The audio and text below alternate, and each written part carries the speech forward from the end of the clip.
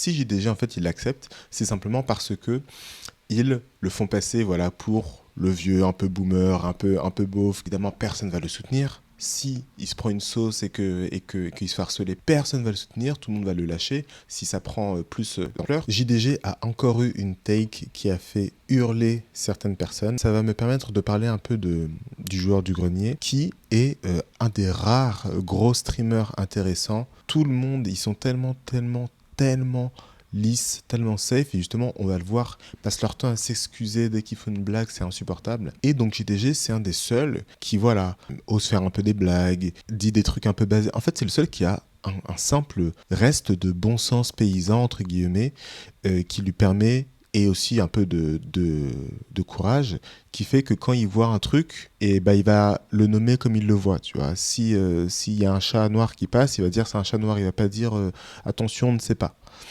Et là donc, sur Expédition 33, il a très bien vu, comme tout le monde, il va oser d'abord voir ce qu'il voit, parce que les autres, ils le voient, mais ils préfèrent ne pas y faire attention, ils préfèrent vite passer à autre chose pour pas commencer à trop réfléchir. Lui a vu les commentaires racistes sur l'équipe de Clair Obscur, parce qu'ils étaient blancs, etc., les accusations d'être d'extrême droite, parce qu'ils étaient blancs, parce qu'ils mettaient des bérets, et justement, il en parle, et on verra que JDG est justement un des rares qui a des takes comme ça, mais malgré tout, ça reste, voilà, il a quand même compris que, bon, rigoler c'est bien, garder son job et ses sponsors et ses contacts dans le milieu, c'est quand même mieux. Il a une enfant à nourrir, etc. Donc bon, on va voir que malgré tout, il y a pas mal de trucs sur lesquels il fait des petits rétropédalages, mais bon, on lui pardonne, c'est pas trop grave. C'est comme Vald, je terminerai l'introduction là-dessus, c'est comme Vald qui pendant pas mal de temps dans ses musiques, il disait des trucs par rapport au fait d'être blanc dans le rap, où il disait je vais faire passer les miens avant les autres, comme tous les rappeurs disent, hein,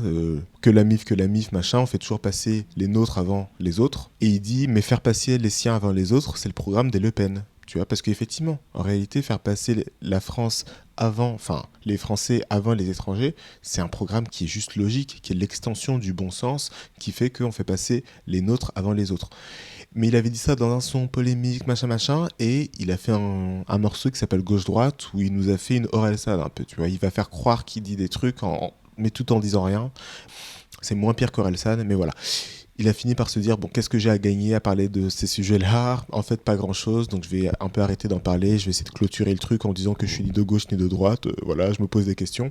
Et il a totalement arrêté de parler de ce genre de sujet. JDG, donc, il fait un peu la même chose, mais là, on va voir ce qu'il dit sur Clair Obscur. Il dit les termes, et ça fait plaisir. De cliquer sur les gens qui hate le jeu, de voir ce qu'ils retweetent, et on a très bien vu que ça n'est pas ça qui dérange. Qu'est-ce que c'est alors? Mais tout le monde le sait, ce qui dérange, c'est que juste, c'est des mecs qui sont extrêmement politisés, qui ont décrété qu'il y avait trop de blancs dans l'équipe, en mode vraiment, c'est un argument raciste, hein, purement. Donc, s'il y a trop de blancs dans l'équipe, c'est forcément des racistes. Qui a décrété que les bérets, c'était raciste, et qui a décrété que comme Bardella, il a dit que c'était bien, et que Bardella, il a dit que le ciel, il est bleu, il faut dire qu'il est rouge, sinon t'es raciste. Ça, c'est vrai qu'on se rend pas forcément compte quand on n'est pas dans ces milieux-là, mais pour eux, et c'est d'ailleurs ce que quelqu'un dit en commentaire, j'adorais le jeu perso, mais quand Bardella tweet sur toi, la moindre des choses, c'est de lui dire de fermer sa gueule. Tu peux pas être neutre en fait. Si t'es pas activement anti Bardella, anti-RN, anti-machin, et que tu le dis et que tu trouves chaque occasion pour le crier sur tous les toits, ça veut dire que t'es suspect, c'est du sectarisme en fait.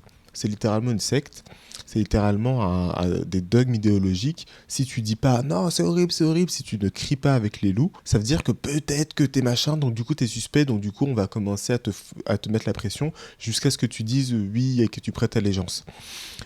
C'est pareil avec la Palestine, c'est pareil avec machin. Des gens qui simplement refusent d'en parler parce que bon, flemme de parler de politique, ils savent bien que c'est plus compliqué que ça, ils savent bien qu'ils n'ont aucune légitimité à éduquer ou à influencer, malgré le nom de leur métier, à influencer les gens sur des sujets politiques qu'ils ne maîtrisent pas, etc. Donc ils ont la décence de se taire parce qu'ils savent pas de quoi ils parlent. Non, c'est déjà trop. Si t'as pas activement soutenu, si t'as pas mis dans ta bio Twitter les drapeaux Palestine, trans, machin, c'est que t'es peut-être en fait, d'extrême droite, et si t'es d'extrême droite, on a le droit de t'insulter, on a le droit de tout te faire. On a le droit de tout te faire parce que tu es hors humanité. Il y a un moment donné, on va pas faire semblant de pas le voir, quoi, tu vois. Alors, en fait, c'est un jeu qui met On va pas faire semblant de pas le voir. Ouais, ça c'est une phrase que disent beaucoup de gens avec, encore une fois, simplement du bon sens qui voient ce qui se passe en France. Mais non, déjà en parler, c'est déjà trop.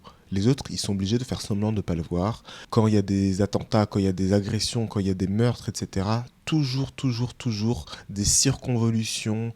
Ils tournent autour du pot 3000 ans pour ne jamais parler de ce qui les arrange pas. En avant quelque chose qui est un peu conservateur, on va pas se mentir, ça met en avant la belle époque, les mecs qui viennent avec des bérets, des marinières, ça met en avant une espèce de vision de la vieille France qui n'existe plus depuis longtemps certes, et clairement, moi je le dis, les gens qui c'est des abrutis, c'est des crétins, c'est vraiment des deux. Comment ne pas penser que c'est des abrutis quoi? Comment quand t'as un mec qui dit, oui vous avez vu, y a un mec de l'extrême droite qui a retweeté et qui a dit bravo, donc il faut dire que c'est de la merde, sinon ça veut dire que vous êtes tous racistes, mais comment ne pas penser que vous êtes des crétins en fait? Là, ce qu'il dit là, ça paraît être juste logique, mais pour un streamer en France et sur Twitch, un Twitcher, parce que Twitch est particulièrement orienté à gauche, hein, pour un streamer mainstream qui est ami avec tous les gauchistes de Twitch France, déjà dire ça, c'est déjà énorme.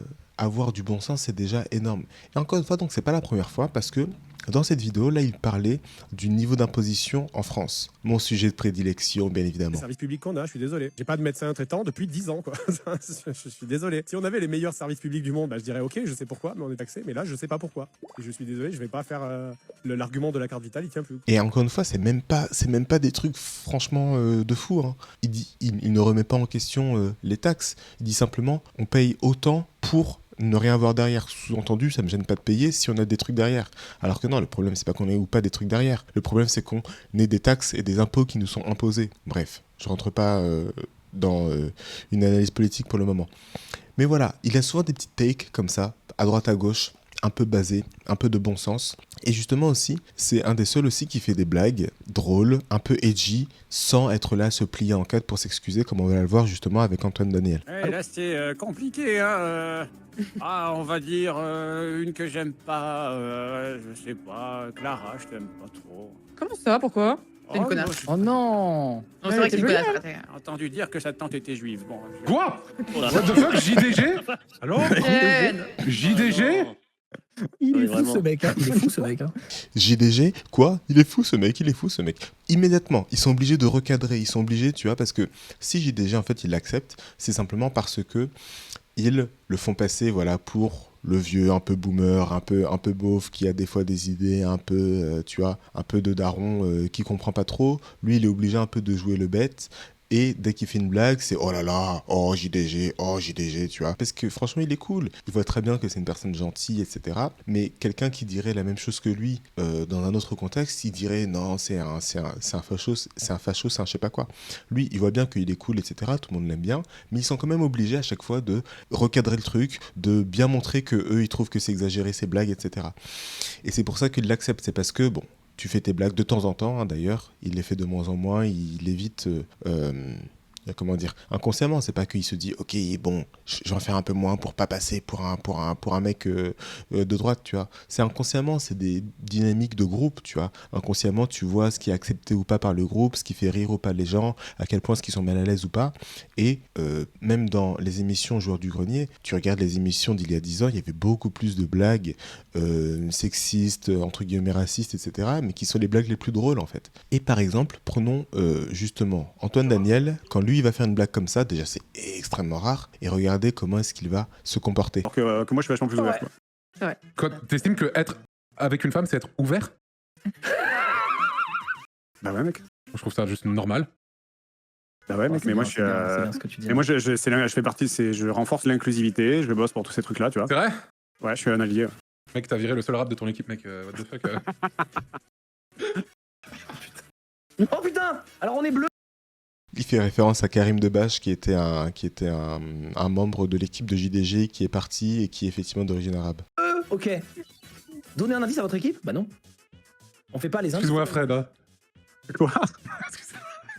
Il a trouvé tout seul qu'il avait abusé. Ouais,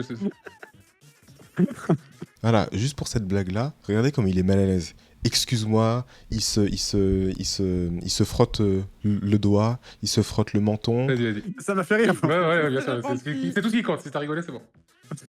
Voilà, c'est tout ce qui compte aussi, t'as rigolé, c'est bon. Obligé, tu as de faire redescendre la tension. Putain, au secours, j'ai fait une blague sur le fait que quelqu'un est arabe, alors que franchement, c'était très très drôle comme blague.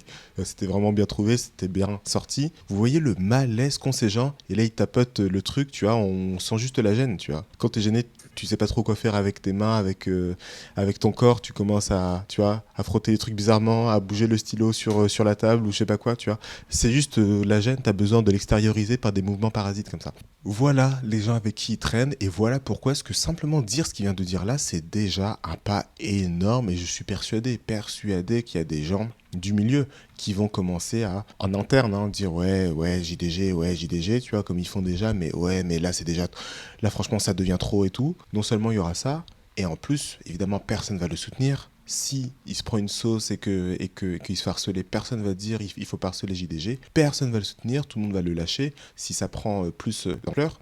Et même si ça prend pas plus d'ampleur, il y a des gens dans le milieu qui vont commencer à vouloir prendre leur distance. Ça va commencer à tenter des sortes de petits boycotts. Ah, il y a qui ce soir? Ah, il y a machin. Ouais, non, moi, je sais pas, je m'entends pas trop avec lui. Tu vois ce que je veux dire? C'est vraiment des abrutis. Après, lui aussi, hein, bon, il est dedans. Voilà, comme j'ai dit, à un moment, tu fais des choix. Soit tu payes les courses, soit tu nourris ta fille, soit tu dis des choses qui vont rien changer au final. Et au final, qu'est-ce que tu as à y gagner? Pas grand-chose. C'est pour ça que les artistes, les gens comme ça, il y en a plein qui voient très bien ce qui se passe, mais qui préfèrent juste se taire parce qu'ils se disent, bon, je vais parler, ça va rien changer, à part que j'aurais perdu tous mes contrats, tous mes sponsors, tous mes placements de produits, etc., quoi. On soutient le JDG, c'est très bien ce qu'il fait, de simplement oser parler, parce qu'en fait, à un moment, ta conscience reprend le dessus et t'en as marre de te taire, et de voir des trucs et de pas pouvoir en parler, de savoir que si t'en parles, tu vas être rejeté par des gens qui sont censés être tes amis, mais si tu peux pas dire ce que tu penses, bah c'est pas tes amis, tu vois. Des gens qui t'acceptent que si tu te conformes à qui ils sont, et qui ne t'acceptent pas comme tu es, et qui ne veulent même pas entendre ce que tu penses, ce sont pas tes amis. Donc en fait, tu vois, des fois, t'as des sortes de dilemmes avec toi-même. On sait pas comment est-ce que ça va tourner, est-ce qu'il va continuer d'ouvrir les yeux, est-ce qu'il va finir comme Sardoche, un peu blacklisté, mais au moins il sera libre de dire ce qu'il veut. En tout cas, on le soutient dans ses takes. C'est rien de fou, hein, mais il faut se rendre compte que pour lui, c'est déjà beaucoup. C'est peut-être un détail pour vous, mais pour lui, ça veut dire beaucoup. Abonnez-vous à la chaîne et partagez-la autour de vous, c'est extrêmement important. Et on se dit à très bientôt.